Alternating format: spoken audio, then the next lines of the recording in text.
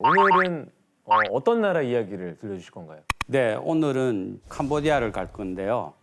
1979년 베트남에서 공개한 한 취재 영상이 세상을 발칵 뒤집어 놓습니다. 어떤 사건인지 먼저 영상을 한번 보시죠. 네.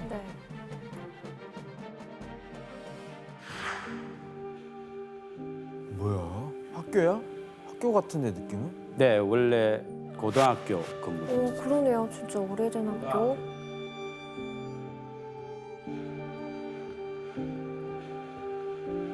학교에서 벌어진 거라고요? 동영상이 있는 게 그래도 신기하네요. 뭐야? 시체라고? 시체라고? 네, 시체입니다. 소름. 뭔 일이 있었던 거야? 이거 볼 탔다. 아니, 학교에 시체가 있다고요? 응? 저게 무슨 학교야?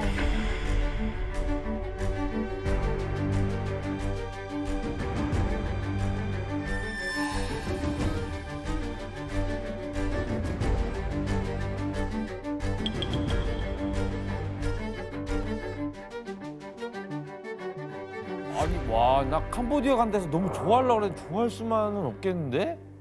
와. 이곳은 당시에 몇 년간씩 비밀에 감춰져 있던 캄보디아의 한 수용소입니다. 수용소예요? 네. 취재를 위해 수용소에 들어간 기자들이 모두가 경악을 금치 못했습니다. 3층짜리 수용소 건물에는 여러 가지 모습으로 끔찍하게 죽은 시체들이 흩어져 있고 심지어 눈에 보이는 시체 외에도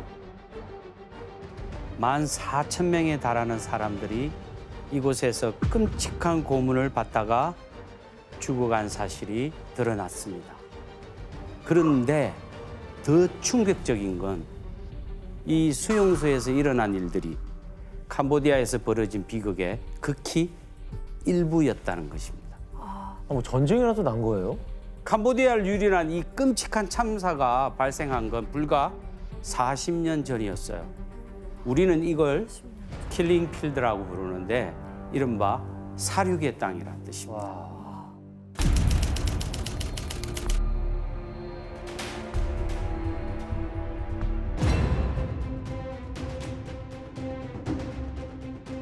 캄보디아는 9세기부터 크메르 제국이라는 이름으로 동남아시아에서 이름을 떨치던 강대국이었죠.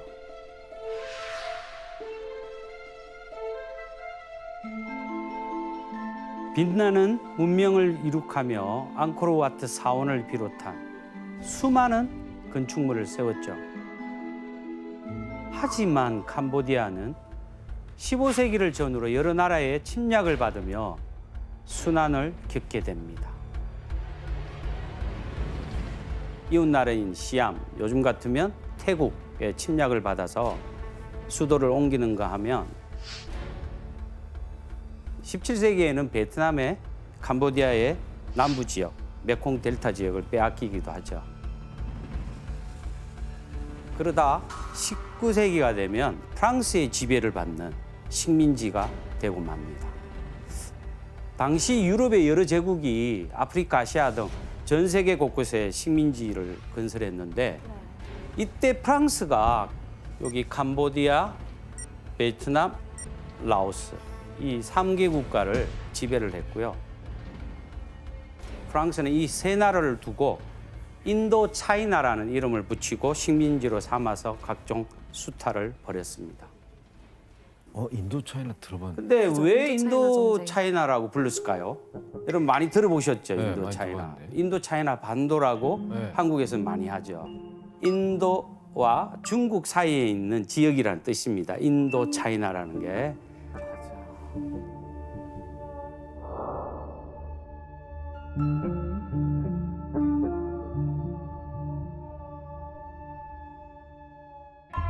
그러다 1953년 11월 캄보디아가 프랑스로부터 독립하게 됩니다. 제2차 세계대전 후에 전 세계적으로 제국주의가 물러가면서 식민지들이 속속 독립하면서 이런 흐름이 인도 차이나에도 밀려왔거든요.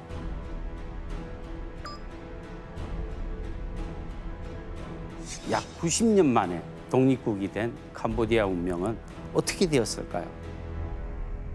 혼란스럽지 않을까요? 네, 뭐 대부분 아시아가 다 그렇듯이 독립 당시 캄보디아는 왕정이 아니라 입헌 군주국을 유지하기로 합니다. 투표를 해서. 그래서 네. 투표해서 뽑은 의원들이 모여서 나라를 다스리고 왕은 명목상으로만 존재하기로 했던 겁니다.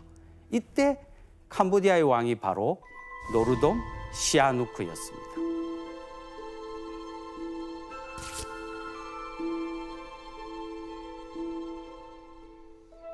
시아누크 국왕은 어떤 사람이었어요? 네, 사실 캄보디아는 전통적으로 왕을 신성시하는 나라입니다. 그래서 식민지 시대에 왕을 인정해 줬습니다. 그래서 시아누크 왕은 그때 당시에 왕이 되었지만 면목상의 왕이지 어떤 국가적 지도라든가 다스릴 힘이 없었다고 너무 합니다. 어렵네요. 네네. 그런데 시아누크는 권력에 대한 의지가 매우 강한 왕이었어요. 그래서 시아누크 왕은 독립 후에 파격적인 행보를 이어갑니다. 바로 자기 아버지에게 왕위를 거꾸로 물려주고요. 자신은 정치가로 변신한 겁니다. 시아누크는 직접 정당을 만들어서 강력한 일당 독재를 구축했죠. 그가 권력을 잡는 과정에서 각종 부정선거가 자행됐고 자신에게 반발하는 반대파나 언론은 무력으로 진압했습니다. 시아누크의 독재로 캄보디아의 혼란이 가중되고 있을 때 엎친 데 덮친 격으로 최악의 악재가 발생합니다. 바로 옆 나라인 베트남에서 미국과의 전쟁이 벌어진 겁니다.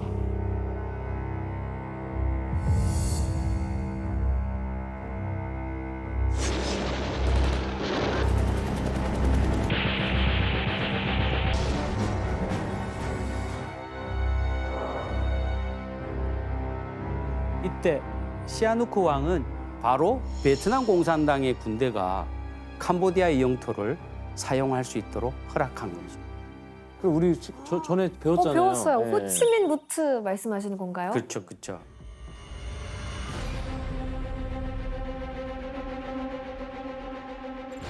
시아누크 왕의 허락하에 캄보디아의 동부에는 베트남군의 물자 운송로까지 만들었죠. 그게 바로 호치민 루트입니다. 그럼 옆 나라 전쟁에 휘말리게 된 거네요. 그렇죠. 문제는 이 호치민 루트가 미군에게는 눈의 가시였던 거죠.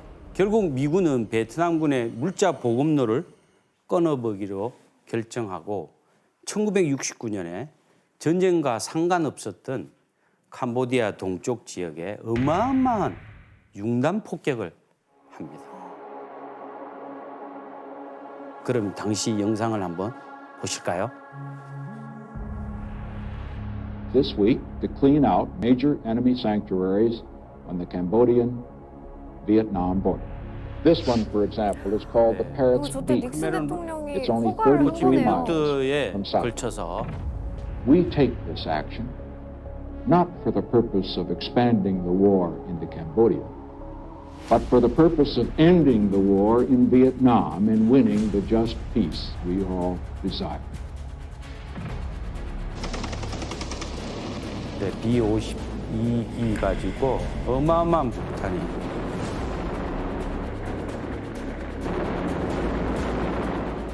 그런데 미국의 캄보디아 폭격은 한 번에 그치지 않았어요. 약 1년 동안에 미군이 캄보디아 동부에 출격한 횟수가 무려 3,000회 이상이었다고 합니다. 3,000회 이상이었다고 합니다. 빨간색으로 표시한 곳은 미군의 폭격 지역입니다. 아, 많이 이 퍼졌네. 호주민을 따라서 동부가 그야말로 쑥대밭이 된 거죠. 그럼 나라 절반이 초토화됐겠네요. 국민들이 굉장히 좀 반발이 심했겠는데요. 그렇죠. 오랜 독재와 전쟁의 영향으로 자연히 사람들의 불만은 극에 달했습니다. 그러던 1970년 결국 시아누크 왕의 독재를 참다 못한 한 장군이 정권을 뒤집어 버릴 계획을 짜죠. 그의 이름은 론놀입니다. 론놀. 론놀은 시아누크 왕이 중국의 순방을 나간 틈을 노려서 쿠데타를 일으키죠. 그리고 단숨에 캄보디아의 권력을 차지합니다. 이때 론놀은 정권을 유지하기 위해서 이 나라와 결탁을 하는데 어떤 나라일까요? 프랑스요? 설마 미국? 네, 맞습니다. 미국? 혜성 씨, 미국입니다. 베트남을 견제하려고 캄보디아에 폭격을 퍼부었던 미국이 이번에는 캄보디아를 지원한다. 아이러니한 상황이죠. 아니 왜 공격하다가 갑자기 지원을 해준다는 거예요? 무슨 속내죠? 네, 당시 미국은 예상과 달리 베트남 전쟁에서 고전을 면치 못했습니다. 그래서 캄보디아에 친미 정권을 세워서 전쟁에 이용하려고 했던 것이죠. 친미 정권. 또 다른 이유는 시아누크 왕이 중국 및 베트남의 공산당과 친분이 있어서 캄보디아가 언제 공산화될지 모른다는 불안감이 있었던 겁니다.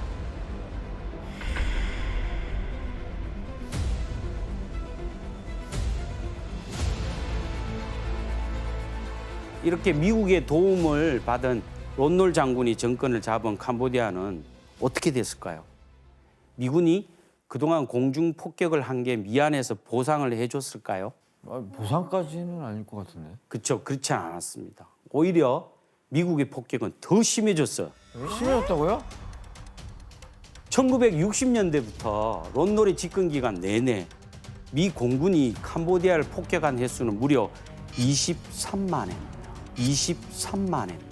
아니 지원해줬다면서 왜 폭격을 하지? 아니 뭐 미국한테 미국 땅처럼 쓰십시오 뭐 이거란 건가? 뭐 어떻게 했길래 저렇게 폭격을 했지?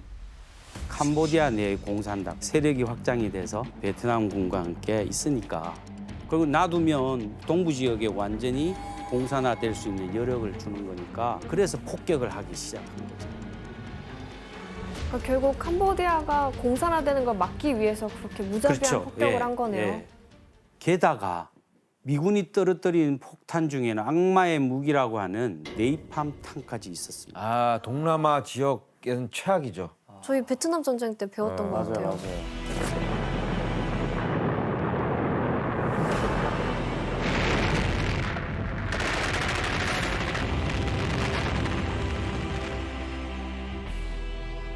이렇게 폭격으로 인해서 캄보디아에서는 수십만 명이 목숨을 잃었습니다.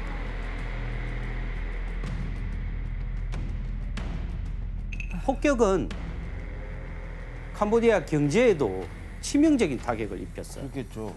캄보디아는 원래 비옥한 논에서 많은 쌀을 생산해 왔는데 미군의 폭격으로 인해 많은 논이 불무지로 변하면서 토지가 다荒폐화된 거네요. 그렇죠.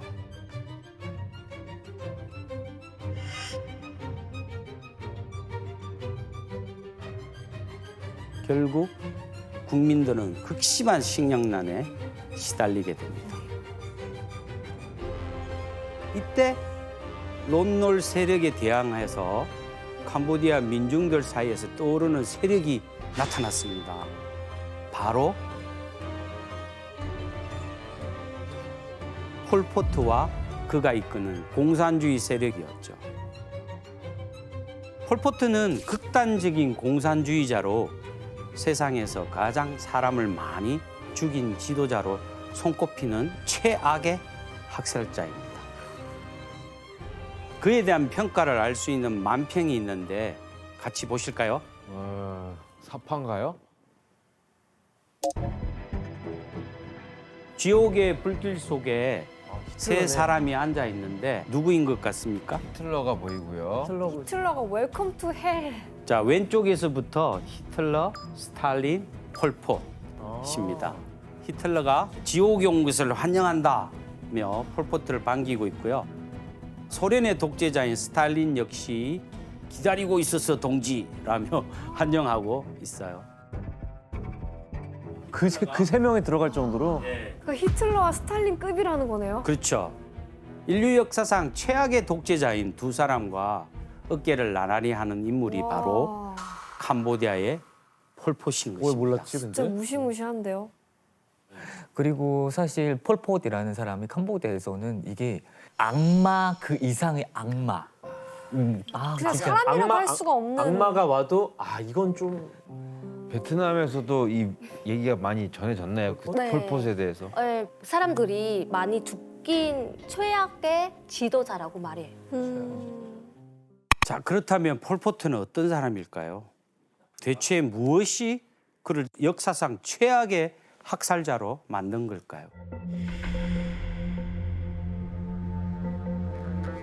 폴포트는 캄보디아가 프랑스의 식민지였을 때 부유한 집에서 태어나 남부러울 건 없는 어린 시절을 보냈습니다. 폴포트의 친척 누나와 친누나가 왕의 총애를 받는 후궁이었기 때문에 그의 집안은 캄보디아 왕실과도 인연이 있었어요. 덕분에 왕족이나 귀족만 들어갈 수 있는 상류층 전용의 불교 학교를 다니기도 하고 프랑스식 사립중학교에서 서구식 교육까지 받았습니다. 캄보디아의 전 국민이 기본교육도 받기 힘들었던 그런 시기에 그야말로 엘리트 교육을 받은 소수의 지식인이었던 것입니다. 약간 특권 의식이 좀 있었을 그렇죠. 것 같은데요. 예. 상류층이라고 볼 수 있고요. 폴포트가 20대가 되니까 프랑스 파리로 유학을 가기까지 했습니다. 유학파예요? 유학 그렇죠. 자, 그리고 1949년 그곳에서 인생을 완전히 뒤바꿔 놓을 큰 전환점을 맞게 됩니다. 바로 공산주의 사상과의 만남이었습니다. 거기서는 당시 프랑스 파리에서는 공산주의 사상이 널리 연구됐어요. 폴포트는 파리로 유학 온 다른 캄보디아 학생들과 함께 마르크스 클럽에 들어가서 공산주의를 공부하다가 급기야 프랑스 공산당까지 가입합니다. 이 시기에 폴포트가 강렬하게 매료된 두 사람이 있었는데요. 과연 누구일까요? 바로 중국의 마오쩌둥과 소련의 스탈린이었습니다. 공산당 혁명에 성공해서 중국의 최고 지도자로 떠오른 마오쩌둥은 전 세계 공산주의 신봉자들의 라이징 스타였고요. 강력한 공포 정치를 시행했던 소련의 스탈린은 능력 있는 지도자로 초앙됐습니다. 폴포트는 그들의 직접 쓴 책들을 탐독하면서 캄보디아의 공산주의 혁명을 일으키면 나라가 잘 살게 될 거라고 확신하게 되었죠. 아니 근데 본인은 그렇게 부유한 집안에서 태어나서 유학까지 가서 그러니까요. 공산주의를 배운다는 게 좀 이해가 안 가는데. 당시 아시아에서 온 유학생들이 다 식민지 지배를 받고 있었잖아요. 그래서 모두가 평등하게 나누어 가진다는 공산주의 사상이 폴포트에게는 일종의 유토피아처럼 느껴졌기 때문이죠. 폴포트는 고국에 공산주의를 뿌리내리겠다는 확고한 생각을 가지고 1953년 캄보디아로 돌아옵니다. 폴포트는 귀국하자마자 캄보디아 내의 공산당, 즉 캄푸치아 공산당에 들어갔습니다. 그리고 1960년대에 몇몇 동지들과 함께 캄보디아 공산당 내에 인민해방군을 조직했는데 이게 바로 크메르 루즈였습니다.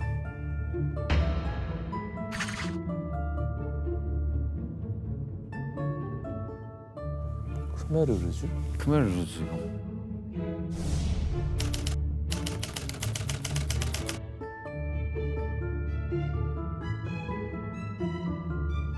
한결같이 붉은색 체크무늬 머펄러를 상징처럼 목에 걸치고 다녔기 때문에 붙은 이름이에요.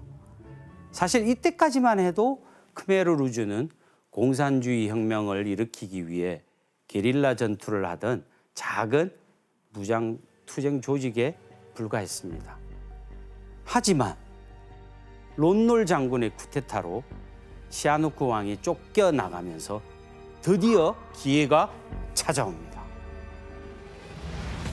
쿠데타 이후에 중국 망명에 있던 시아누크는 다시 정권을 잡기 위해 세력을 확보해야 하는데 마침 중국 공산당에서 같은 공산 세력인 크메르루주와 연합하라 이렇게 제안한 겁니다. 그러니까 쫓겨난 시아누크는 재기를 하려고 크메르루즈랑 손을 잡은 거예요. 맞아요. 시아누크 왕은 캄보디아 국민들에게 론놀 정부에 맞서 대항하라고 연설도 했는데요.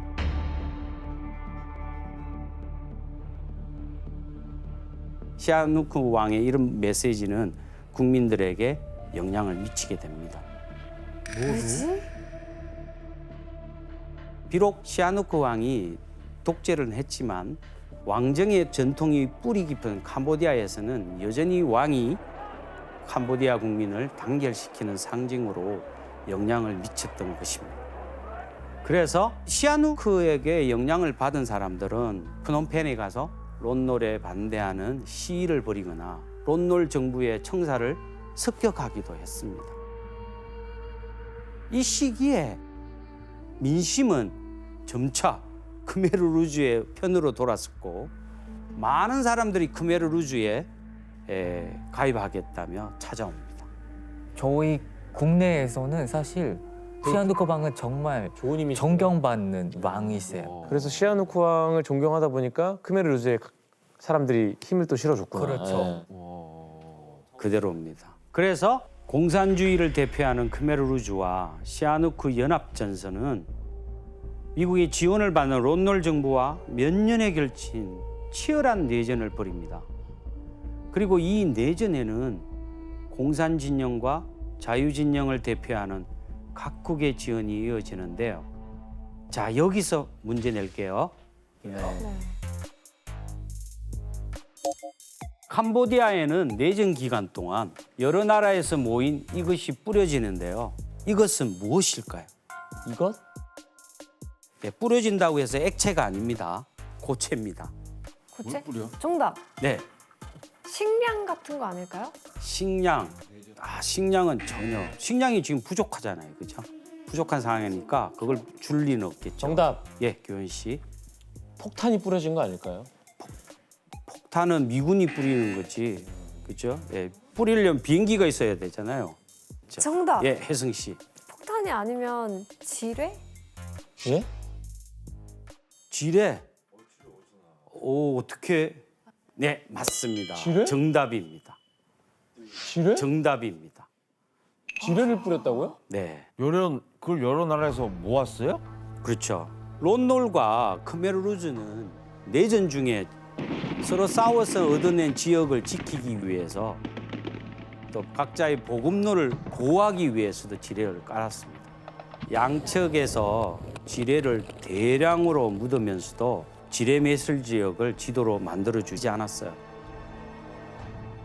론노를 지원하는 미국과 크메르루즈를 지원하는 중국과 소련, 심지어는 북한에서도 보낸 걸로 사용을 했죠.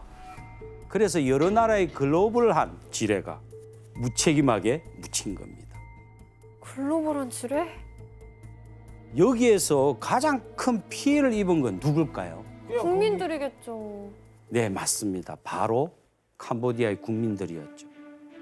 자, 내전 당시 캄보디아에 뿌려진 대인지뢰입니다. 저렇게 생겼구나. 이 대인지뢰의 진짜 무서운 점이 뭔지 알겠습니까? 사람의 목숨을 빼앗을 만큼 폭발력이 강하지 않습니다. 사람들의 손발 정도만 날릴 만큼의 화력으로 만들어진다는 거죠. 지뢰를 밟아 장애를 가지게 된 사람들을 보면서 사람들이 더욱 공포에 떨게 되는 거죠. 그런 효과를 노리는 겁니다. 다리와 팔을 잃으셨나 봐요. 맞아요. 오, 의족이네. 거의 이런 분들은 또 다 농민들이죠. 제가 어렸을 때 정말 많이 봤던 모습입니다. 캄보디아는 지뢰로 다리를 잃은 장애인이 인구 290명 중 1명으로 전 세계에서 가장 많은 나라이기도 합니다. 이렇게 론놀 정권과 싸우며 세력을 넓혀가던 폴포트에게 결정적인 호재가 찾아옵니다. 1973년 베트남 전쟁이 끝나면서 론놀 정권을 도와주던 미국이 인도 차원에서 완전히 철수한 겁니다.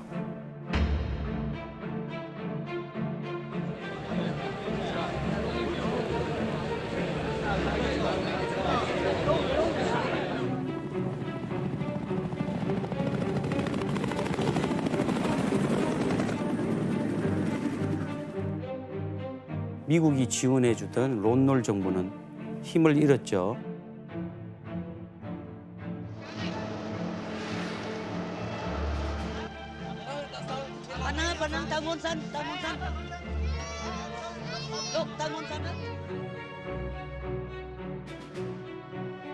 폴포트와 크메르루즈는 이 기회를 틈타 론놀 정권을 무너뜨리고 캄보디아를 차지했습니다. 그리고 마침내 1975년 4월 17일 폴포트와 크메르루즈가 수도 프놈펜에 입성합니다. 이날 사람들은 기쁨에 들떴어요. 정부군과 크메르루즈가 이어온 5년간의 내전이 드디어 끝났기 때문입니다. 이제 새 시대가 오는구나 이렇게 희망을 품었겠네요. 그렇죠. 이들이 세운 새로운 나라의 이름은 민주 캄푸치아입니다. 민주. 민주라는 말이 들어가죠. 크메르루즈의 지도자인 폴포트는 캄보디아의 최고 권력자가 됐습니다. 하지만 당시 캄보디아의 모든 상황은 최악이었습니다. 우선 수년간의 폭격으로 살 곳을 잃은 사람들이 수도 프놈펜을 비롯한 여러 도시로 몰려와서 캄보디아의 도시마다 난민들 가득 차 있었어요. 특히 수도 프놈펜은 폭격 이전까지 60만이던 인구가 250만을 넘기게 됐어요. 무려 4배가 넘게 늘어난 겁니다. 프놈펜에 몰려갔구나. 게다가 식량도 크게 부족한 상황이었죠. 농사 지을 수가 없으니까. 그렇죠. 그 식량 문제는 그러면 정권을 잡은 폴포트가 완전 해야 되는 문제였겠네요. 그렇죠. 네. 폴포트는 이 문제를 해결하기 위해서 한 인물을 떠올립니다. 중국 공산당의 지도자인 마오쩌둥. 마오쩌둥. 예. 마오쩌둥을 혁명의 롤 모델로 삼기로 한 거죠. 그래서 폴포트는 마오쩌둥을 만나러 직접 베이징을 방문하기도 합니다. 사진 속에서 왼쪽에 있는 사람이 마오쩌둥이죠. 가운데 있는 사람이 폴포트고요. 오른쪽에 있는 사람이 캄보디아의 외무부 장관을 만든 이행살입니다. 이행살이 2인자죠. 뭐 2, 3인자의 내에 들어요. 아, 그래서 2인자냐고? 네가 넘버 2야. 네. 폴포트는 마오쩌둥이 추진했던 대약진 운동이라는 정책에 큰 영감을 받았습니다. 마오쩌둥은 당시 곡물 생산량을 늘리기 위해서 전국에 집단 농장을 만들고요. 전 국민을 농부로 만들어 모든 노동력을 농업에 집중시켰죠. 결론적으로 마오쩌둥의 정책은 완전히 실패했습니다. 모든 국민이 잘 먹기 위해 시작했는데 오히려 수많은 사람이 굶어 죽게 되었거든요. 당시 굶어 죽은 사람의 숫자가 무려 수천만 명에 이른다고 합니다. 수천만 명? 수천만 명. 사실 중국 이전에 소련에서도 실패한 정책이었습니다. 근데 왜 이렇게 자기가 존경한 그 두 인물 이 정책을 크게 실패했는데 이걸 하겠다는 거예요 지금 폴포트는? 그렇죠. 그거 왜 자기가 성공을 시켜보겠다? 예. 폴포트가 자신은 대약진 운동을 성공시킬 수 있다고 확신했어요. 뭐로? 왜냐하면 그는 대약진 운동이 실패한 이유를 이렇게 분석했어요. 첫째는 인민들의 생활을 너무 안락하게 해줘서 노동 의욕이 떨어졌다. 뭐? 둘째는 반동분자들을 더 강력하게 통제하지 못했다. 그래서 자신이 캄보디아 사람들을 더 강력하게 다스리면 대약진 운동이 성공할 거라고 믿었던 겁니다. 무시무시하죠. 그리고 더 강력한 초대약진 운동을 벌이기로 결심한 겁니다. 초대학진.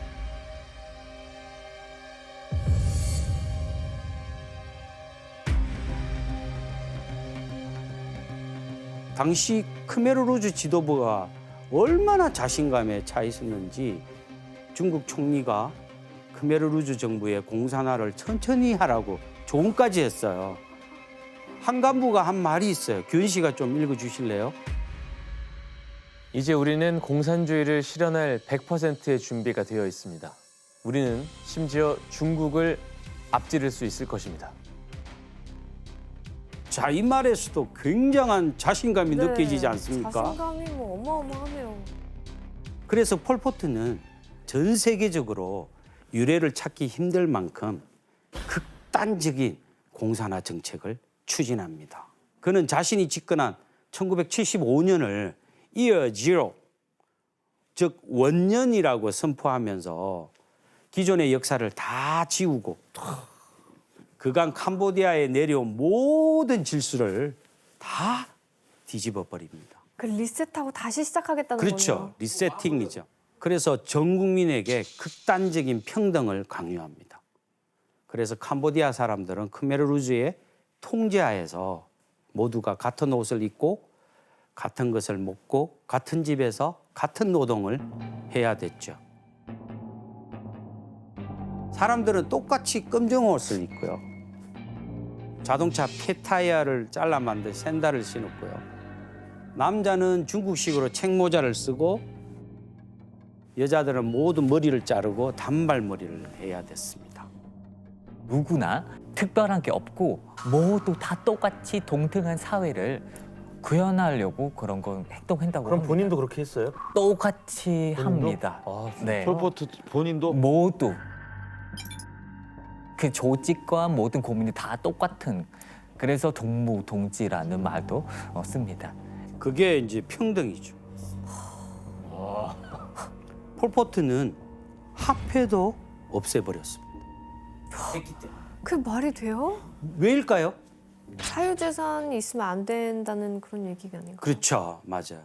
돈을 많이 모으면 특권이 생기고 그럼 돈 많이 가진 사람들이 공산주의 체제를 무너뜨릴 거라고 생각했기 때문이죠. 그럼 외교도 일절 생각도 안 하는 정책이네요. 그렇죠. 그렇죠. 완전 차단 봉쇄 그냥. 예. 그럼 돈도 없애고 시장도 없애고 필요한 물건은 어떻게 구할까요? 배급받는 거죠. 뭐. 그렇죠. 쌀은 국가가 배급하기로 했습니다. 통제하는구나. 그렇죠. 그리고 나머지 필요한 것들은 쌀로 물물 교환해서 해결하라고 한 거죠. 하지만 나중에는 쌀이 부족하면서 처음에 권장했던 물물 교환을 엄격하게 금지시켜 버립니다. 물물교환도 못하게 해요? 네. 네. 누군가 더 좋은 것을 가지면 평등하지 않다. 와. 너무 무섭다. 그러면 폴포트가 프놈펜을 장악하자마자 가장 먼저 실행에 옮긴 일이 뭘까요? 바로 수도 프놈펜에 사는 시민들을 쫓아내는 겁니다. 이유는요? 왜 쫓아요?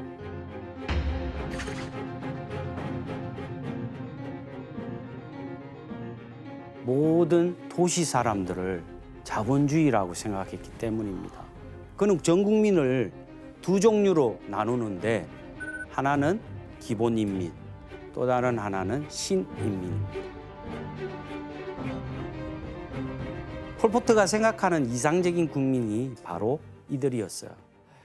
폴포트는 기본인민들은 살던 곳에서 그대로 살도록 해줬죠. 문제가 된 건 신인민입니다. 폴포트는 도시 사람을 신인민이라고 불렀어요. 그리고 자본주의에 물들어서 사회를 망치는 사람들이다. 그래서 크메르루즈가 프놈펜에 들어오면서 신인민에 대해 공공연하게 했던 말이 있습니다. 너희들은 살려둬도 아무 이득이 없고 죽어도 아무 손해가 없다. 이런 말. 그리고 24시간 내에 모든 사람들을 수도에서 내보내기로 합니다. 24시간 안에. 하지만 250만 명이 넘는 사람들 한꺼번에 내쫓는 건 쉽지 않은 일이잖아요. 반발이 극심할 것은 불보듯 뻔했어요. 그래서 크메르루즈는 신속하게 도시민들을 쫓아내기 위해 어떤 방법을 생각해냅니다. 자, 여기서 문제 낼게요. 수도 프놈펜의 인구를 단시간에 쫓아내기 위해 크메르루즈가 쓴 방법은 무엇일까요? 한 번에 쫓아내려면 뭔가 사람들이 혹하는 이런 것이 있어야 되지 않을까요? 정답. 네. 보조비를 좀 주겠다. 돈 화폐를 지원비. 없앴잖아요. 아, 그러네. 화폐를 없앴는데. 쌀을 주겠다 아니야 그러면? 그래. 뭐 식량 도시민들이 뭐 쌀 부족하지 얻으려고 않아. 나가겠어요? 이거지. 혹하게 유혹을 해야 된다니까요. 정답. 네. 잠깐만. 네. 여기 잠깐만 나가 계시면 내가 이 집 리모델링 해놓게. 막 이런 걸로. 250만 명한테요? 그렇죠. 뭐 이렇게 뭐 방송을 하든 뭘 하든 했겠죠. 뭐 좋은 방법이긴 해요. 리모델링 하겠다. 예, 그거보다 캄보디아 사람들이 좀 트라우마. 트라우마?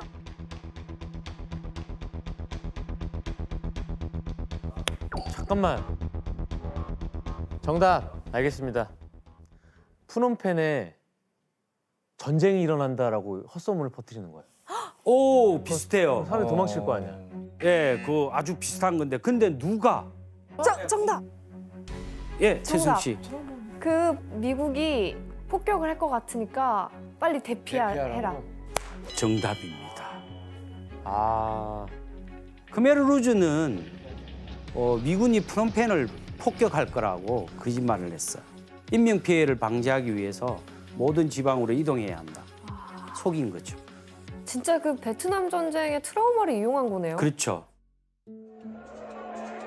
크메르루즈 병사들이 집집마다 돌아다니며 사람들에게 거짓말을 퍼뜨렸고요. 빨리 안 나가는 사람들은 사살까지 했습니다. 이 말을 믿은 사람들은 허겁지겁 도시를 빠져나갔습니다. 크메르루즈의 조치에 예외는 없었어요. 잘 걷지 못하는 노약자와 임산부는 물론이고 병원에서 치료를 받던 중환자들 들것에 실려서 떠나야 했어요. 도시를 안 떠나겠다고 반항하거나 의문을 품는 사람들은 즉시 처형됐습니다.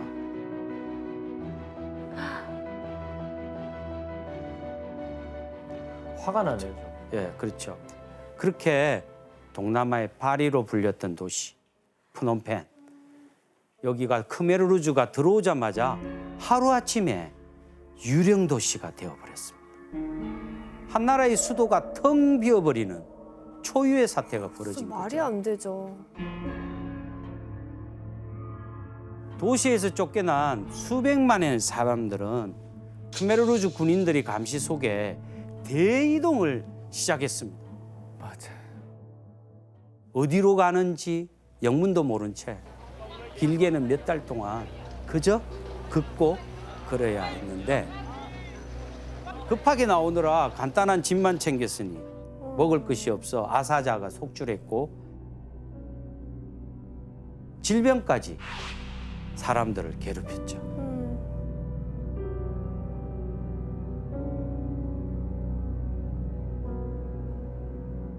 이 과정에서 사망한 사람이 무려 1만여 명이 발생했습니다. 그런데 제2의 도시인 바탐방을 비롯한 여러 도시에서 시민들이 다 쫓겨났습니다. 위살포 씨, 그 당시 상황에 대해서 가족분들한테 들은 얘기가 있어요? 네, 많이 들었습니다. 어렸을 때부터 우리 엄마 같은 경우는 그때 캄보디아 서쪽에 있는 시아누크빌에서 생활을 했었습니다. 네, 그래서 그때 당시에 크메르루즈 프놈펜을 점령하고 나서 있던 지역에 있지 못하게 다른 지역으로 강제 이동을 시킵니다. 그래서 엄마 같은 경우는 캄봇이라는 지방으로 갔어요. 그 시아누크빌 인근 지역에 가는데 거기 이동하는 중에 나는 걷다가 너무 힘들어. 그러면 나 더 이상 못 걷는다. 차 좀 태워주세요. 이렇게 하면 태워줍니다. 태워주는데 목적지까지 가는 것이 아니라 무덤으로 가는 겁니다. 무덤으로 가는 겁니다. 네, 죽기로 가는 거예요. 네, 왜냐하면 그런 사람들은 농부의 정신이 없다.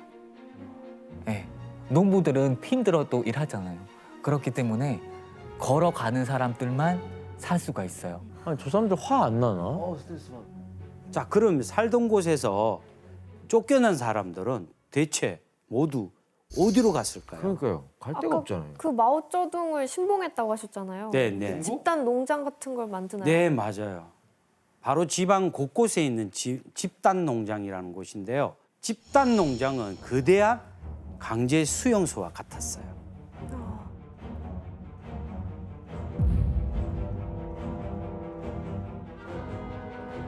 캄보디아 사람들은 이 집단 농장에서 마치 노예처럼 가혹한 노동에 시달려야 했죠.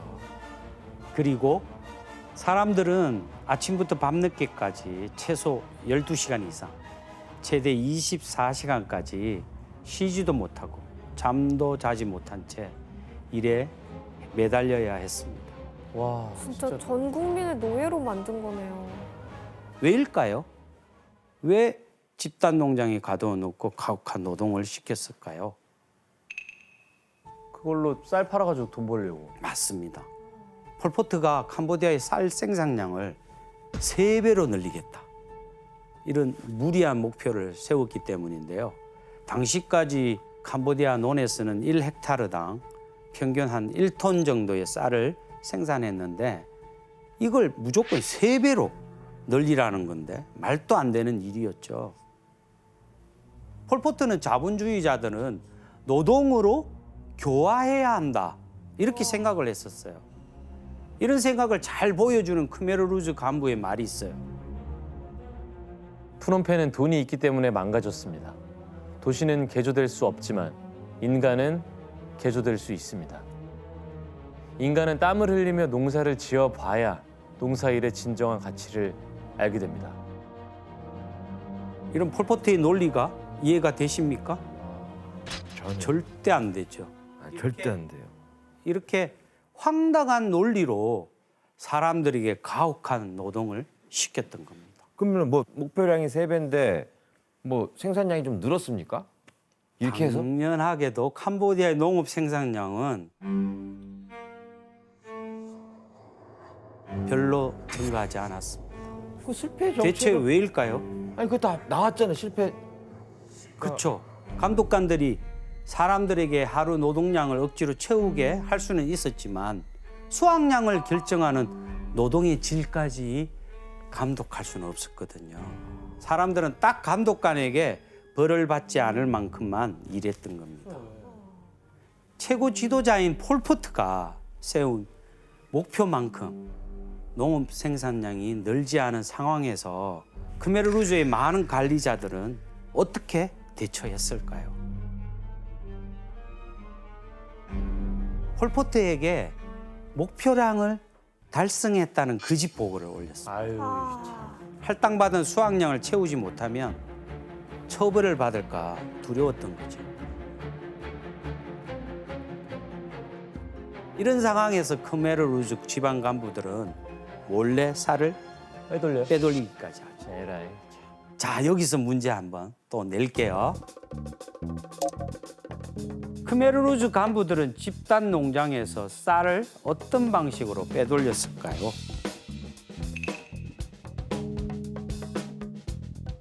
정답. 네, 쌀에다가 막 모래나 이상한 불순물을 섞어가지고 그렇게 빼돌렸을 것 같아요. 내가 그걸 알아. 혜성 씨는 오답. 어떤 방식으로? 힌트 뭐 없나 힌트? 그래, 힌트를 좀 주셔야죠, 이거. 힌트를 주면 아무튼 사람들이 많이 죽었으니까. 정답! 네, 규현 씨. 사람들이 죽었는데 안 죽었다고 하고 그 배급하는 방식으로 해서 그 쌀을 빼돌렸다. 정답입니다. 크메르루즈 간부들은 매일 당에다 사망자 수를 보고해야 하는데 사망자 이때 사망자 숫자를 축소한 거죠. 그리고 살아있는 사람으로 위장해서 사망자에게 돌아갈 배급 물자를 빼돌렸죠. 그러다 보니 고된 노동으로 얻은 수확물은 정작 일한 사람들에게 돌아가지 않겠죠. 그래서 집단 농장에선 가로와 질병, 영양실조, 기아로 죽는 사람이 속출했습니다. 1975년 한 해만 도시 이주민의 약 3분의 1이 사망할 정도였어요. 에이, 진짜. 유살보 씨 당시 상황에 대해서 또 부모님이 어떤 말씀하셨어요? 한 가마솥에 물 다 부어놓고요. 쌀 2컵만 부어가지고 그리고 엄청 나뭇잎, 불리는구나. 예, 나뭇잎을 몇 개 끓이고 그 물 떠서 죽이라고 하면서 먹이는 거예요. 그래서 사람들이 일을 너무 많이 하기 때문에 배고프잖아요. 그러면 어떻게 하냐면 도마뱀을 많이 잡아 먹었대요. 그리고 어떤 사람은 바퀴벌레까지 잡아 먹었고요. 예. 그리고 저희 외할아버지 같은 경우는 영양실조로 돌아가셨거든요. 근데 엄마가 말씀하셨는데 너무 염분, 소금을 못 드셔서 물만 부었잖아요. 그래서 염분을 못 드셔서 온몸 부으시면서 돌아가셨다고. 부었다고요? 네. 아니 그 뭐 모두가 평등하기를 주장했던 폴포트는 이런 상황을 알고도 계속 집단 농장을 주장한 거예요? 폴포트는 이 상황을 제대로 들여다보지 않았습니다. 여전히 자신이 이끄는 캄보디아가 발전하고 있다고 확신했죠. 진짜 안 되겠네, 그 폴포트 진짜. 캄보디아가 세계 제1의 나라가 될 거고 농업 문제를 해결할 거라며 한 사람에게 1년간 쌀 300kg 이상을 배급하겠다고 큰 소리를 쳤습니다. 그래서 그는 1976년 말 당 지도부의 비공개 회의에서 농촌 지역의 4분의 3이 심각한 식량 부족을 겪고 있다는 보고를 받고도 상황을 납득하지 못했죠. 자신이 세운 계획대로라면 당연히 성공해야 한다고 생각했던 겁니다. 폴포트의 이런 망상에 희생된 건 어린아이들도 마찬가지였어요. 못 먹으니까 뭐. 그는 기존의 학교가 자본주의를 가르쳐 왔다며 전국의 학교를 대부분 싹 없애버렸어요. 아이들이 학교에 가지 못하겠죠. 또 가족끼리 지낼 수도 없겠어요. 부모에게서 아이들을 떼어내고 따로 모아서 집단으로 생활하게 했었고. 그래서 부부와 자식들은 뿔뿔이 흩어져야 했고 수많은 이산가족이 발생했습니다. 무슨 정책인지 모르겠네요. 그럼 학교에도 가지 않고 부모에게서도 떨어진 아이들은 어떻게 됐을까요? 모두 모아서 사상교육을 받게 했습니다.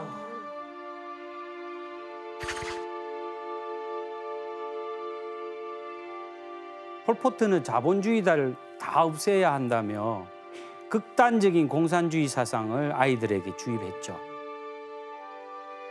아이들이 자본주의에 물들지 않은 순수한 상태라고 생각했기 때문에 어릴 때부터 사상교육을 시켜서 자신이 생각하는 이상적인 국민으로 만들려고 했던 겁니다. 특히 5살에서 9살까지 아이들에게 집중적으로 사상을 주입시켰는데 사상교육을 받은 아이들은 집단 농장에 투입돼서 사람들을 감시하거나 무기를 든 소년병이 되기도 했습니다. 소년병들의 사진을 한번 볼까요? 네. 애기들이? 응? 응? 네, 자기 몸보다 더 크거나 자기 몸만한 총을 들고 있는 아이들을 보니까 어때요? 아이들은 가족과 떨어져서요, 선악에 대한 개념이 없는 상황에서 극단적인 사상 교육에 따라 살인까지 저지른 폴포트의 병사가 되고 만 겁니다. 이 가운데 폴포트는 자신이 꿈꾸는 공산국가를 건설하겠다며 또 한 번 최악의 선택을 합니다. 순수한 농민을 빼고 그 외에는 모조리 죽이겠다는 극단적인 정책을 실전에 옮긴 겁니다. 그만 좀 하자.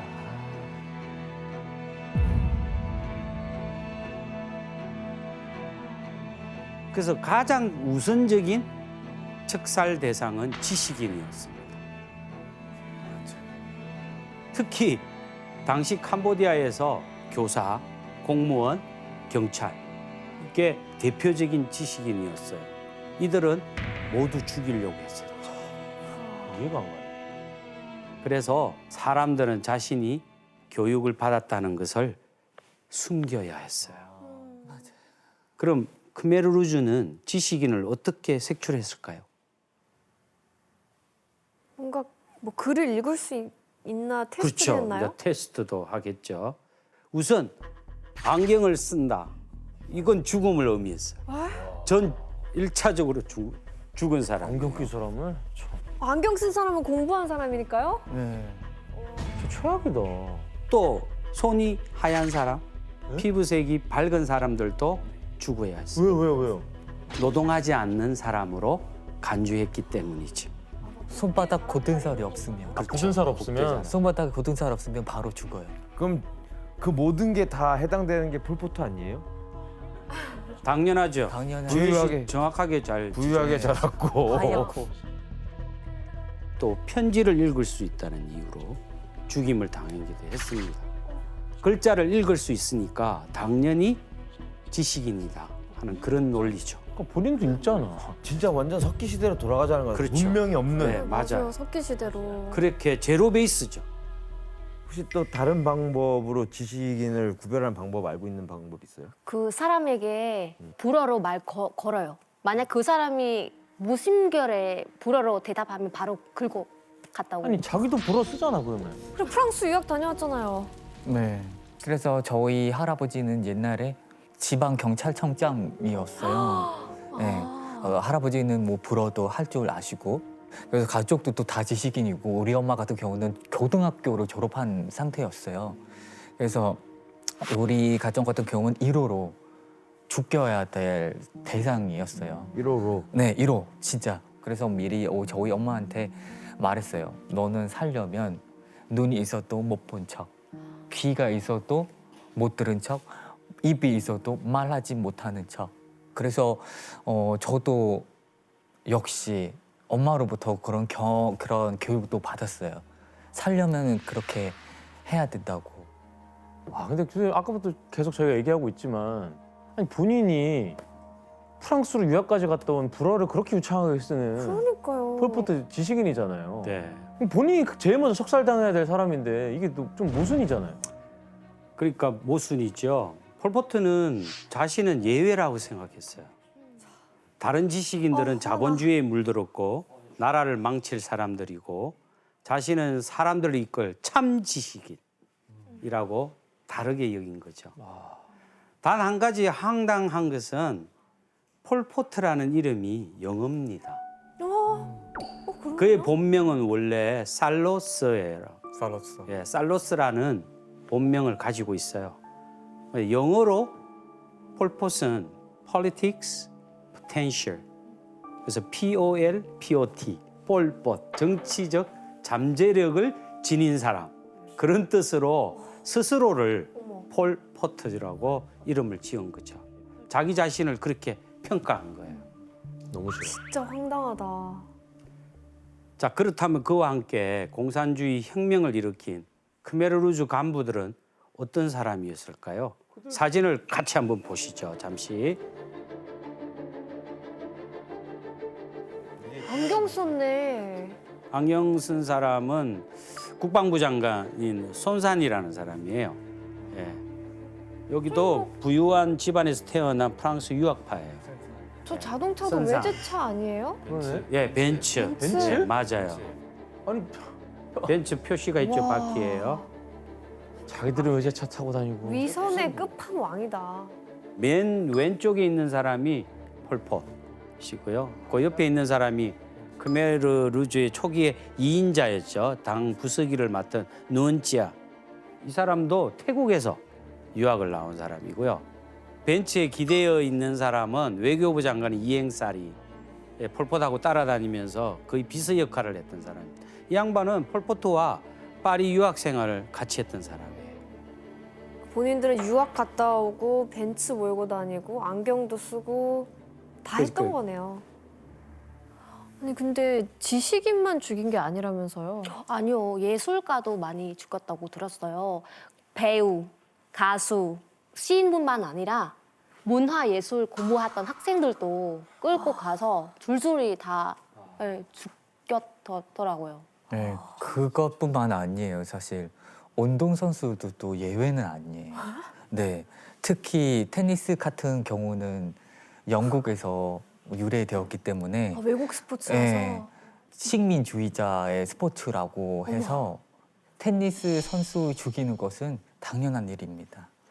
그러니까 다시 말해서 그 일반인들에게 영향을 줄 수 있는 모든 인물들을 죽여야만 하는 그런 사상입니다. 진짜 우리 다 죽었겠네요. 네, 벌써 그렇죠. 아주 가수들. 오래전부터 오래전에 가셨어요. 죽었어요? 예. 네.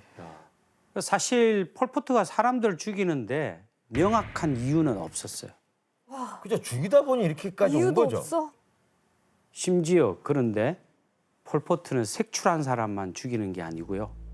이 사람들의 3대까지 씨를 말려야 한다며 온 가족들과 심지어 젖먹이 아이들까지 살해했습니다.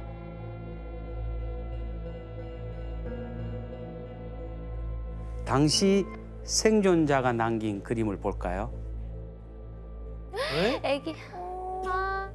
그래서 크메르 루즈는 마치 길바닥에 패대기 치듯 아기들의 팔이나 다리를 잡고 바위나 뾰족한 나무에 내리쳐 죽였어요. 크메르 루즈는 아기를 사격 연습용으로 쓰는 만행을 저지르기도 했습니다. 아기를 공중에 던지고 총으로 맞추는 연습을 한 거죠. 어떻게 저럴 수가 있지? 사진 보니까 진짜 폴포트는 왜 이렇게 잔혹한 방식으로 사람들을 죽였던 걸까요? 그냥 사이코여서 그런 정신이 것 같아요. 도른 거 아닐까요? 사람들에게 공포를 심어줘서 반항할 마음조차 들지 못하게 한 겁니다. 사람들은 조금이라도 반항하면 자신뿐만 아니라 가족과 아이들까지 모조리 끔찍하게 살해당할 거라고 생각해서 크메르 루즈에 대항하지 못했어요.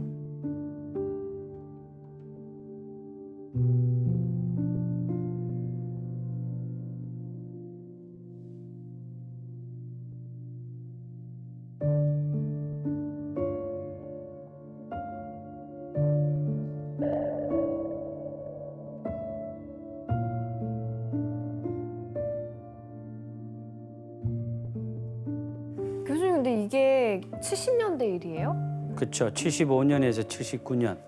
와, 나 태어나게 해야. 진짜 네. 4, 50년 전이잖아요. 그렇죠. 그렇게 뭐 말이 안 오래되지도 돼요. 않았어요. 예. 자, 그런데 이렇게 색출했는데 죽이지 않은 사람들도 있었습니다. 누구일까요? 석출했는데 안 죽인다고요? 그렇죠. 뭐 어디 수용소에 가두는 거 아니에요? 나 왜 살렸냐가 문제. 바로 반혁명 사상을 품고 있다고 의심되는 사람들, 그리고 스파이로 의심되는 사람들이었어요. 사실 뭐 별다른 증거는 없었어요. 좀 자의적이에요. 자의적인 기준을 적용해서 사람들을 색출한 겁니다. 그리고 크메르 루즈의 비밀 경찰은 이들을 어디론가 끌고 갔어요.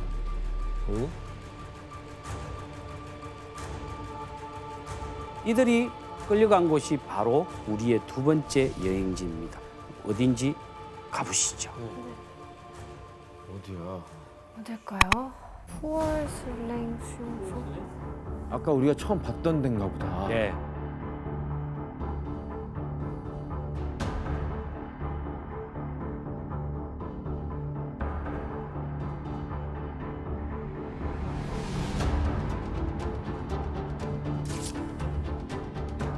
학교 건물이에요, 원래. 고등학교 건물을 개조해서 학교가 수용소가 돼버렸구나. 네, 고등학교.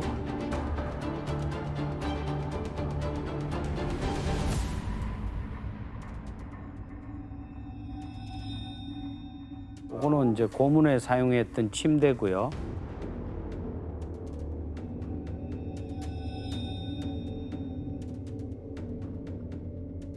네, 길을 잘라내는. 와 이거 뭐야?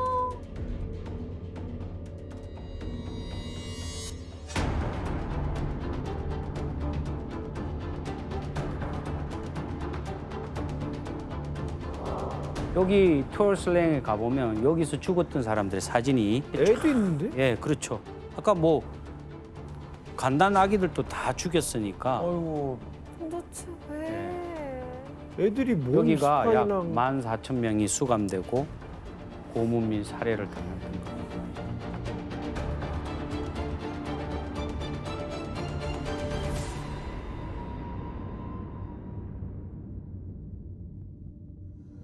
크메르루즈는 전국 곳곳에 강제 수용소를 세웠어요.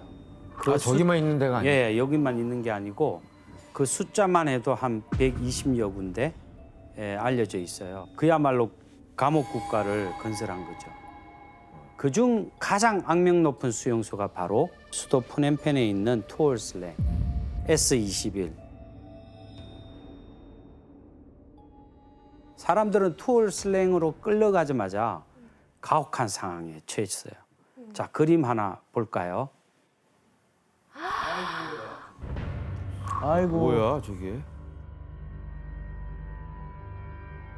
애기들. 자, 이게 교실을 개조한 감옥에 사람들이 빼곡하게 누워 있죠.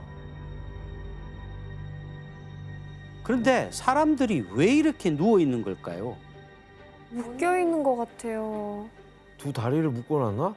그럼 뒤로 못 지금 도망가게. 팔을 뒤로 이렇게 하고 있네. 팔도 묶어놓은 것 같고. 여기 교도관이 보이잖아요. 교도관의 허락 없이는 앉아 있지 못하게 하기 위해서요. 이곳에는 온갖 규칙이 있었어요. 조용히 침묵한 채 누워 지내야 하고요. 말을 못하게 했어요.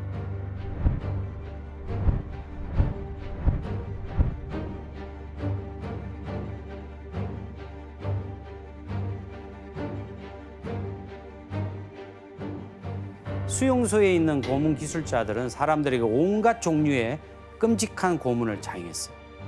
당시 투올슬랭에 잡혀간 사람 중에는 반나스라는 화가도 있는데 그가 수용소에서 직접 보고 경험한 걸 그림으로 남겼죠. 같이 한번 볼까요? 살았어요 이 사람? 네. 아... 지금 이제 교도관이 손톱이나 발톱 등을 뽑는 거고요. 이쪽에는 뭐 채찍 들고 때리기도 하고 전기 고문도 여기서 다 자행을 합니다. 이쪽에는 뭐 사람을 오물통에다가 거꾸로 집어넣기도 하고 이게 배설물이에요.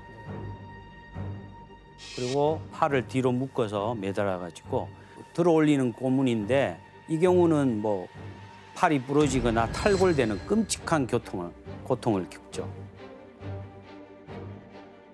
그다음에 묶은 채로 물에 담그는 고문이죠. 그 외에도 인간에게 최고의 고통을 가하는 정말 다양한 고문을 자행했습니다.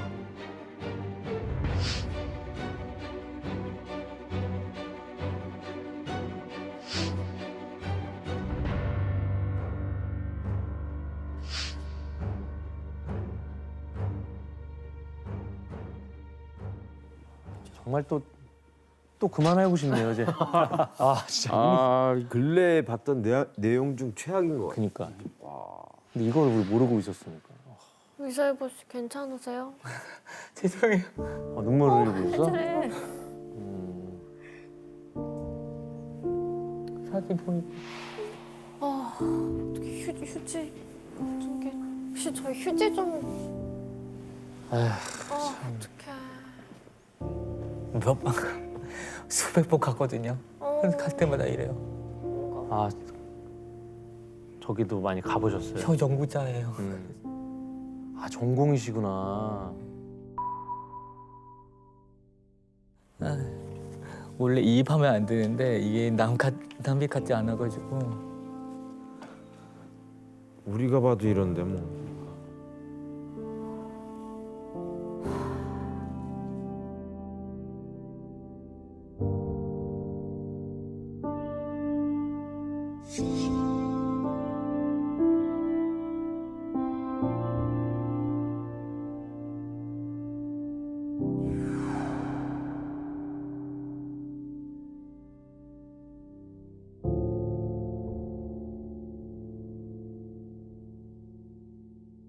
그럼 뭘 부르라고 저렇게 고문하는 거야?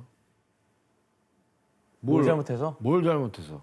크메르 루즈가 이렇게 사람들을 고문한 것은 바로 자백을 받아내기 위해서입니다. 무슨 자백? 폴포트는 미국에서 쳐들어올지 모른다고 두려워했기 때문에 미국 정보기관이 CIA와 내통한 사람들을 찾는 것도 중요한 목표였어요. 하지만 아무 증거 없이 심정만으로 끌려온 사람들이 대부분이다 보니까 고문을 가혹하게 할수록 CIA 첩자라고 고백하는 사람이 늘어나는 웃지 못할 상황도 벌어졌어요. 그러면 CIA 첩자다라고 얘기를 하면 어떻게 돼요? 자백을 받고 나면 바로 죽였어요.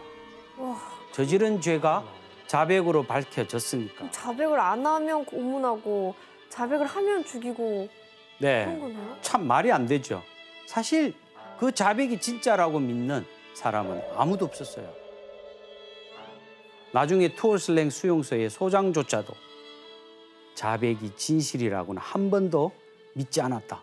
이렇게 사람들을 제거하는 게 목적이었다고 털어놨어요.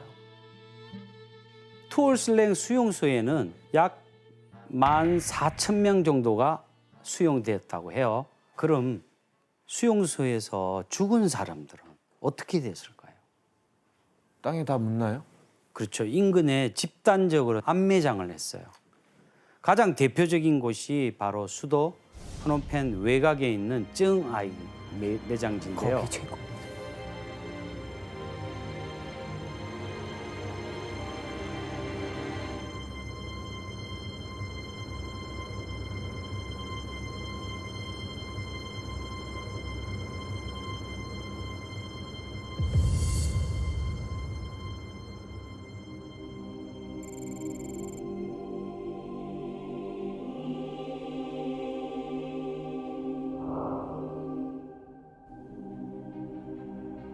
이곳에선 나중에 한 1만여 구의 유골이 발견되면서 세상에 큰 충격을 줬습니다.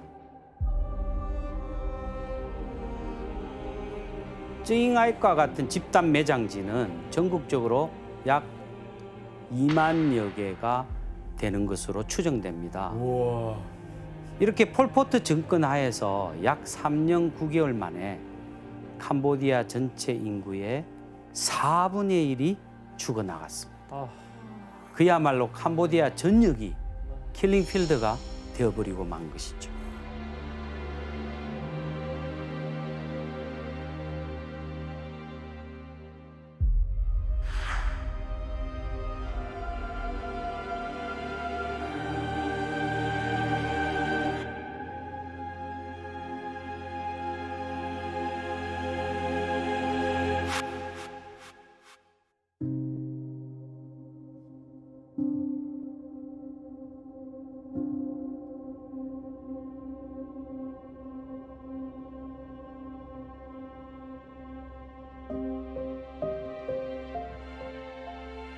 그러니까 이 폴포트는 캄보디아인들만 죽인 거예요? 그렇게 순순히? 네, 처음에는 그랬죠. 다른 하지만- 나라도 죽여요? 네, 철저한 민족주의자인 폴포트는 통치기간 중에 캄보디아 내에 살고 있던 수많은 타민족들도 색출해서 죽이기로 했어요. 이때 죽은 사람들이 중국인, 태국인, 여기다 베트남인도 베트남인. 많이 죽었고요. 이런 학살은 베트남 정부를 자극했습니다. 결정적으로 폴포트는 캄보디아가 수백 년 전에 베트남에 빼앗긴 영토를 다시 되찾겠다며 베트남의 영토를 침범하기까지 합니다. 자, 당시 지도를 한번 보시죠. 캄보디아가 17세기 이전만 해도 이 메콩강 델타가 캄보디아 땅이었어요. 그런데 이제 베트남이 17세기 이후에는 남진을 해서 여기가 자연스럽게 베트남 땅이 됐어요. 근데 크메르루즈는 이전에 자기 땅이었다 이제 이런 이유 때문에 여기에 자주 침범을 해서 베트남인들 많이 학살을 했습니다. 네. 그 중에 하나가 여기 바척이라는 맞아. 바척 마을 학살입니다. 크메르루즈 군대는 마을을 포위하고 마을로 통하는 모든 도로를 차단하고요. 그리고 집집마다 돌아다니면서 마을 사람들을 무차별적으로 학살을 했어요. 이렇게 12일 동안 3,000명이 되는 베트남인이 목숨을 잃게 됩니다. 베트남에 가만히 있지 않을 텐데. 베트남에서는 이거 사건을 어떻게 배웠어요? 크메르즈가 그 베트남 사람들을 많이 죽였다고 공부했는데 근데 너무 잔인해서 어떻게 죽었는지 뭐 자세히 알려주지 않았어요. 네. 이 학살이 알려지면서 네. 베트남은 크게 분노했습니다. 결국 베트남은 1978년 12월에 군사를 크게 일으켜서 캄보디아를 침공했습니다. 아,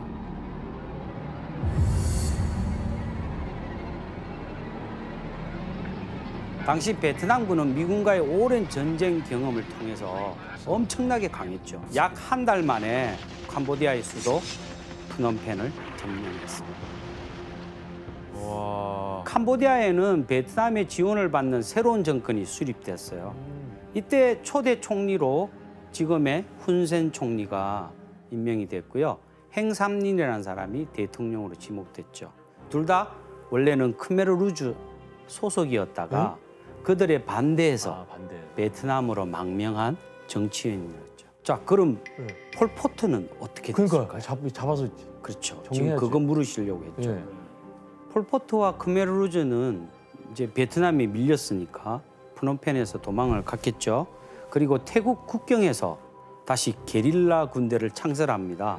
그래서 베트남 정부와 내전을 벌이게 됩니다.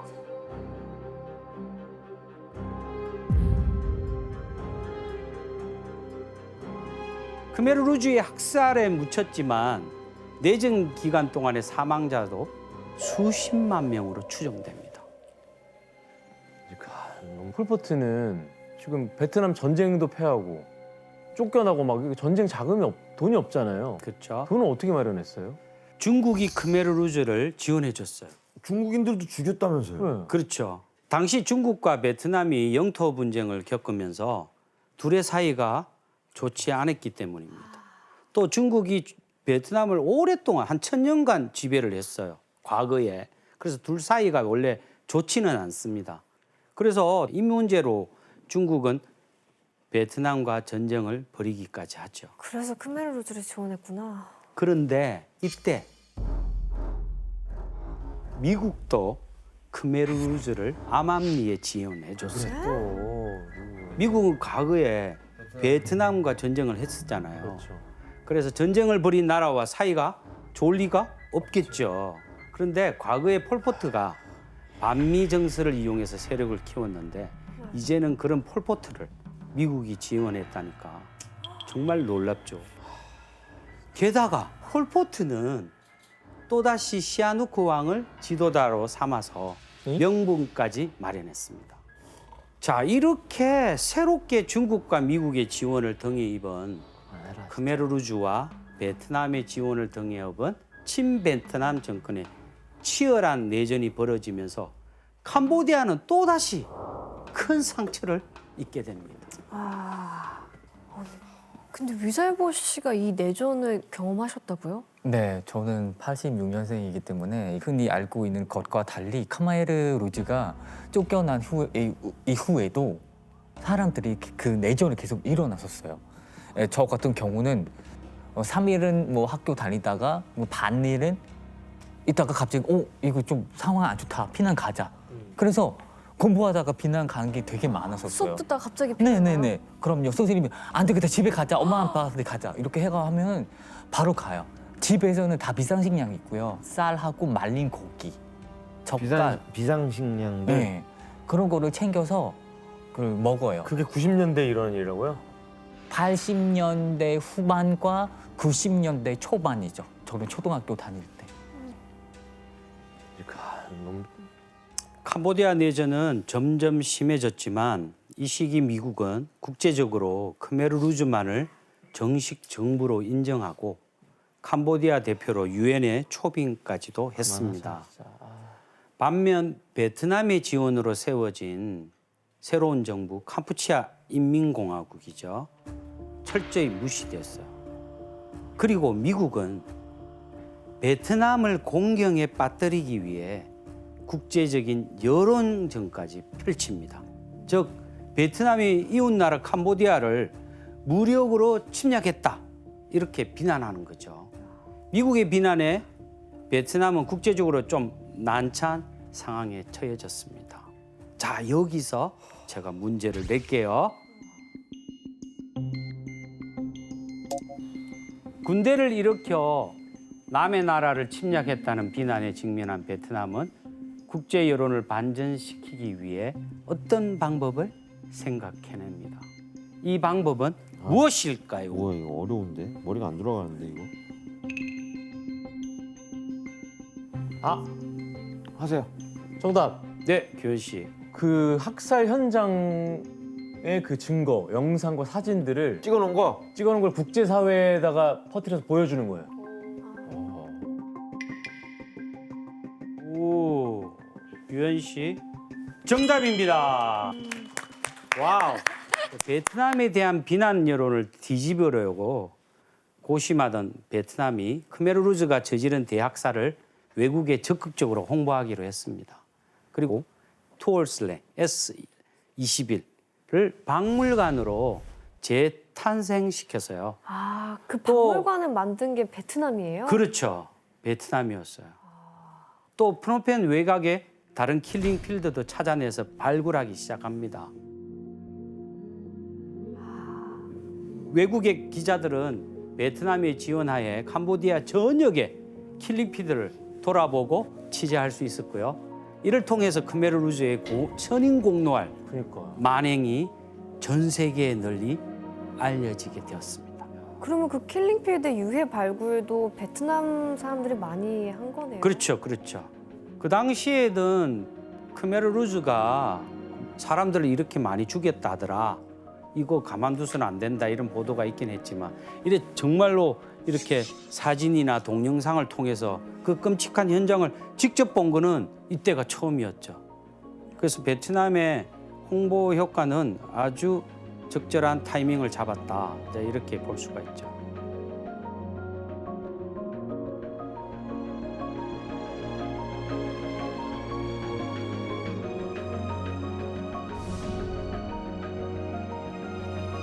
최근 타임지 등 외신들은 공산화된 khmer의 학살 참상을 전해서 세계를 놀라게 했습니다. 차마 눈뜨고 볼 수 없는 비인도적 만행을 저질러 무려 60만 명의 무고한 시민들을 학살했다고 합니다. 공산당에 먹히고 난 뒤에는 자유와 인권 대신 이렇게 처참한 죽음만이 있다는 사실이 인도진화에서 실증됐습니다.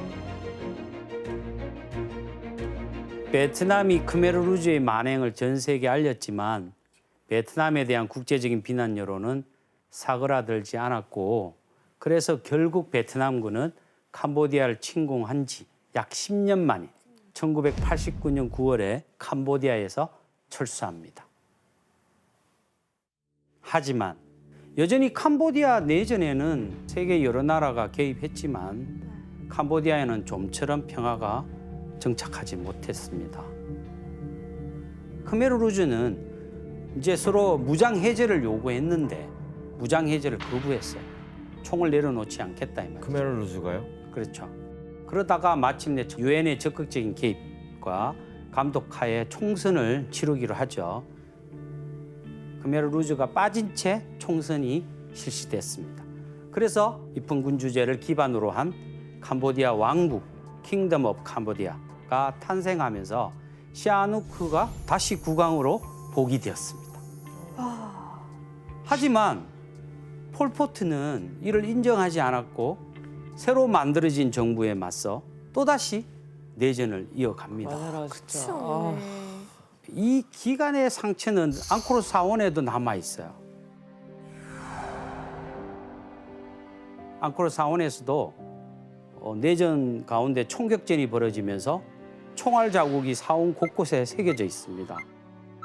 저기 아니 유네스코 네. 세계유산에 총알 자국이 네, 있어요? 이게 제가 찍은 건데요. 촬영한 건데 실제로 제가 89년도에 방문했을 때만 해도 총알 자국이 메워지지 않고 있었어요. 그러니까 지금은 메웠는데 이렇게 상흔이 남아있죠.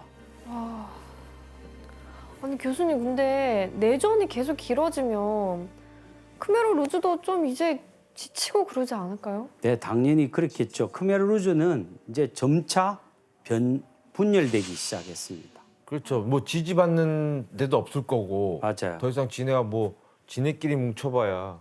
그리고 그 밑에 있던 신복들이 하나둘씩 변절해서 훈센 정부에 투항을 하기 시작하고 또 변절에 맞서던 폴포트는 결국 1997년 부하들에게 체포돼서 자체 재판을 받았습니다. 이른바 말하자면 인민재판이죠. 여기서 일단 종신형에 처해집니다.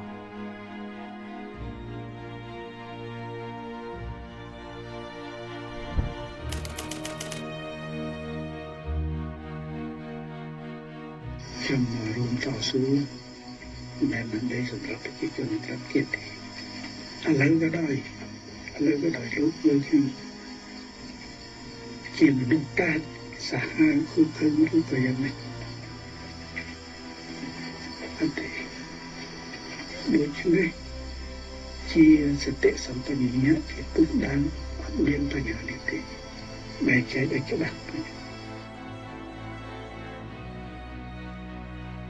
일단 살던 집에 연금을 당했는데 1년 뒤인 1998년도에 갑자기 죽음을 맞이했어요.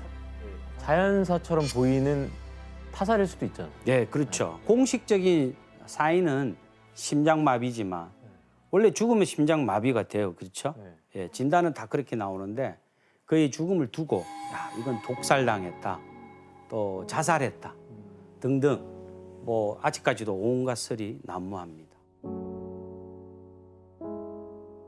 폴포트의 시신은 북부 산지에서 쓰레기와 함께 화장이 됐습니다. 태울 게 그것밖에 없었던 것 같아요. 수장인 폴포트가 사망하면서 크메르루즈는 완전히 해체가 되고 그렇게 길게 이어져 온 캄보디아의 내전이 드디어 끝나게 됐습니다. 폴포트 너무 한 거에 비해서 죗값을 못 치른 것 같아서 난 어떡하냐. 그러니까 제대로 된 처벌을 받지 않은 거네요. 네. 그 심지어 잡았는데 가택에서 뭐 그냥 살았다면 아무것도 안 하고. 1년 동안. 그 캄보디아 사람들은 그거에 대해서 어떻게 생각해요? 사실 폴폿은 죽기 전까지 본인이 잘못에 대해서 인정하지는 않았고 그냥 세상을 떠났다는 거죠. 그래서 캄보디아 사람들은 이에 대해서 정말 억울해요. 폴포트는 죽었지만 킬링필드는 캄보디아사에 엄청난 상처를 남겼습니다.